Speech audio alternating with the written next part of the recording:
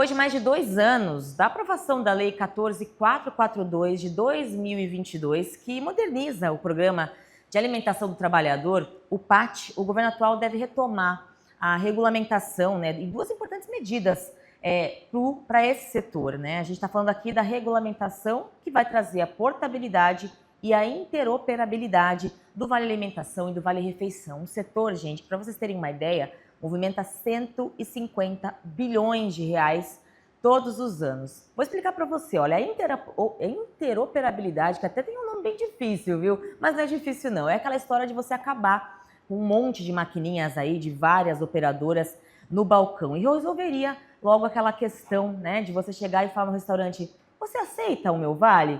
E aí aquela frustração quando não aceita. Já a portabilidade de créditos, você já conhece bem, para você trabalhador, é escolher o que melhor te atende. A história você já conhece bem, a gente viu aí a conta salário, também a telefonia, planos de saúde, isso também aconteceria para o Vale Refeição e para o Vale Alimentação. E tudo isso, claro, ajuda a modernizar esse mercado tão importante, aumentando a competição e, consequentemente, reduzindo as taxas que hoje são cobradas, dos restaurantes. E quem sai ganhando é sempre o trabalhador. Hoje, o Da Cozinha pro Corre abre espaço para falar, então, do Programa de Alimentação do Trabalhador, o PAT, que beneficia cerca de 23 milhões e meio de trabalhadores no país. Bom, chega de ficar falando aqui, vou apresentar os meus convidados, Primeiro, meu co-apresentador, Felipe Cru, diretor de Relações Internacionais Institucionais. Apesar de você já ter sido internacional, mas agora é diretor de Relações Institucionais do iFood.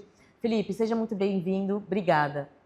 Eu que agradeço a oportunidade de estar aqui com vocês. Maravilha. Também, então, vou apresentar os nossos convidados aqui. O André Takeda, proprietário dos Pastéis Takeda. Olá, meu nome é André Takeda. Eu agradeço a oportunidade de estar falando aqui com vocês, no meio de pessoas ilustres. Obrigada. E a Marielle Horbach. Obrigada pelo convite, é sempre um prazer estar aqui. E eu sou a Marielle, do Grupo Hungry. Muito bom. E deixei aqui, o Blauer para o final, que está no Rio de Janeiro, diretamente do Rio de Janeiro.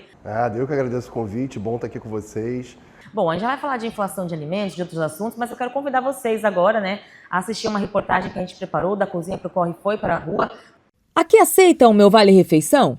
Na hora de escolher o restaurante para almoçar perto do trabalho, a frustração costuma vir junto com a fome.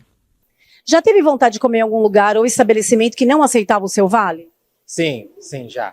Tem alguns restaurantes e estabelecimentos que não aceitam o meu Vale Refeição. Tem restaurante que não aceita, Depois de mais de 2 anos da aprovação da Lei 14.442 de 2022, que moderniza o Programa de Alimentação do Trabalhador, o governo atual deve retomar 2 importantes medidas previstas em lei: a regulamentação da portabilidade e da interoperabilidade do Vale Alimentação e do Vale Refeição. A interoperabilidade, ou seja, acabar com aquela quantidade gigante de maquininhas no balcão, resolveria a velha pergunta do início da reportagem. Com uma maquininha só, problema resolvido. Já com a portabilidade dos créditos, o trabalhador vai poder escolher o que melhor atende. Uma pesquisa recente da consultoria LCA mostra que a modernização do PAT pode representar um potencial de economia de mais de 5 bilhões de reais para o setor de bares e restaurantes. Esse valor corresponde ao que os estabelecimentos deixariam de pagar em taxas ao aceitar pagamentos por Vale Refeição e Vale Alimentação. Atualmente, a taxa média dos tickets tradicionais de arranjo fechado é de 7%. Dona de uma rede em São Paulo, a Marielle Horbach paga até mais que isso.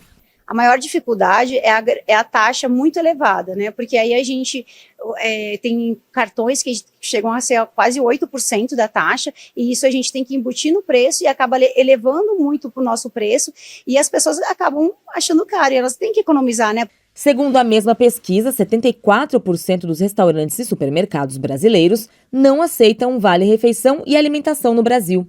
E desses, 68% apontam as altas taxas como o motivo principal. Bom, falamos ali, de que faz 2 anos, mais de 2 anos, que já essa lei aguarda uma regulamentação que podia ser totalmente diferente. As taxas já podiam estar mais baixas, inclusive vou chamar aqui o Blauer, o Fernando Blauer. Essa demora gerou até uma carta, que a ANR e outras associações enviaram ao ministro Fernando Haddad. Queria saber o que diz esse documento, Fernando, o que vocês alegam ali para o ministro da Fazenda. Acho que, sobretudo, foi um apelo ao ministro da Fazenda para que essa regulamentação seja de fato posta em prática, né? Como já foi dito aqui, estamos há 2 anos em uma série de discussões no Ministério do Trabalho, também com técnicos da Fazenda, já fomos ao Banco Central e tudo isso sempre no intuito de fazer valer o que diz a lei, né? Ou seja, que a interoperabilidade, o arranjo aberto e a portabilidade estejam vigentes no Brasil. Como isso não é auto-aplicável, precisa de uma regulamentação para tanto, o nosso apelo é de que, de fato, o governo se debruce sobre o assunto e busque, em conjunto com todos os atores que estão participando desse tema, e aí, obviamente, os restaurantes como uma parte fundamental dessa cadeia, de tal forma que a gente consiga chegar num consenso e consiga aplicar esses institutos que foram criados na prática do dia a dia.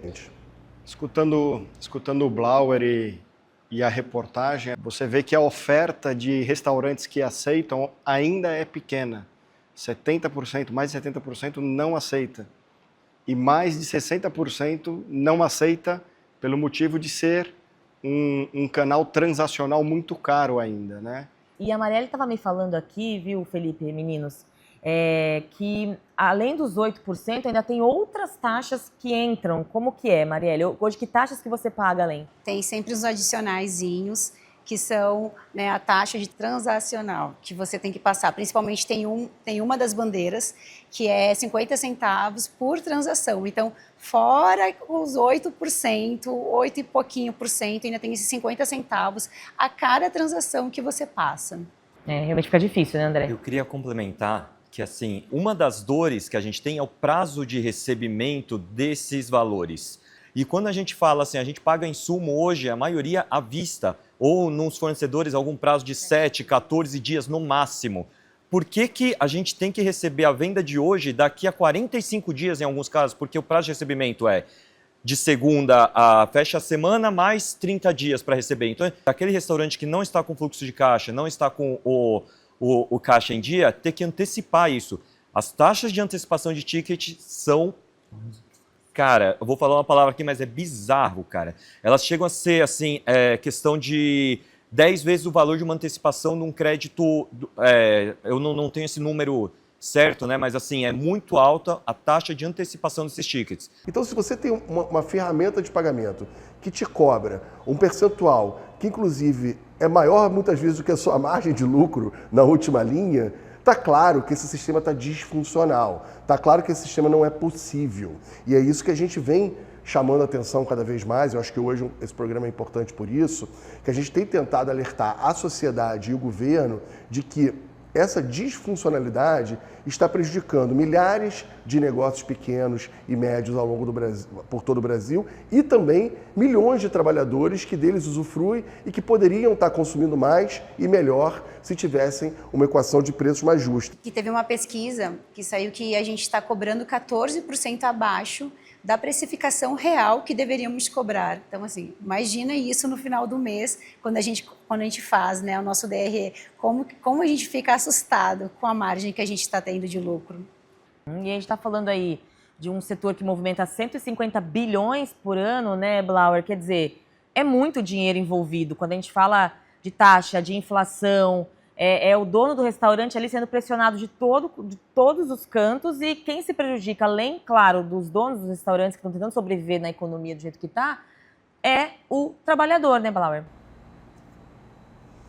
Exatamente, eu acho que essa perspectiva do trabalhador ela é fundamental para todos nós, porque vocês já trouxeram aqui alguns dados, mas que vale a pena sempre reforçar. O fato do que é dado para ele de vale alimentação não durar o mês inteiro e obrigar ele, muitas vezes, ou a comer menos ou pior, ou às vezes até comer em locais não formais, como quem vende marmita na rua, coisas desse tipo, porque o vale alimentação formal dele não dura mais até o fim do mês. Mas também ainda gera um efeito pior, que é aquele da venda para estabelecimentos falsos, né?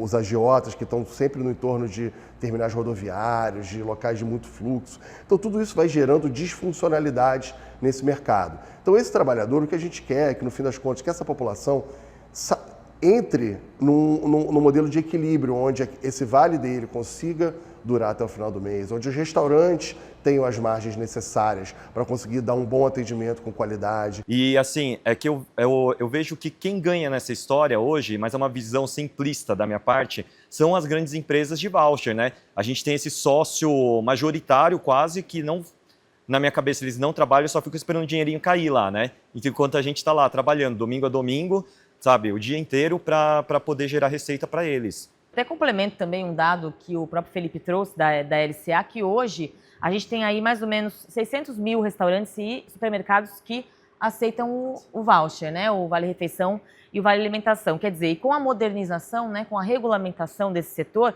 esse número pularia para 3 milhões.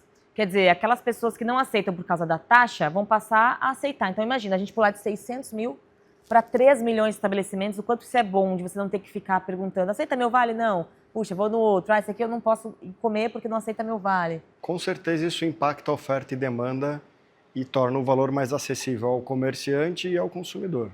É fato. Então, se mudasse, né, com certeza o Jobim também aceitaria. Olha aí, ó. Jobim aceitaria, você poderia gastar seu vale lá. Estou torcendo para chegar esse dia. Blauer, você que está aí, né, olhando aqui nossa conversa, um complemento sobre esse assunto. Eu acho que a gente trouxe agora talvez um último ponto, ou pelo menos dentre os pontos importantes, que na visão do consumidor seria muito interessante, que é o fato dele ter uma oferta muito mais espraiada pelas cidades, né? Então, quanto mais locais aceitarem, melhor é para a concorrência como um todo e melhor é para esse trabalhador, para esse cidadão, que vai poder ter o melhor uso e melhor escolha em cima do valor que ele recebe das empresas mensalmente.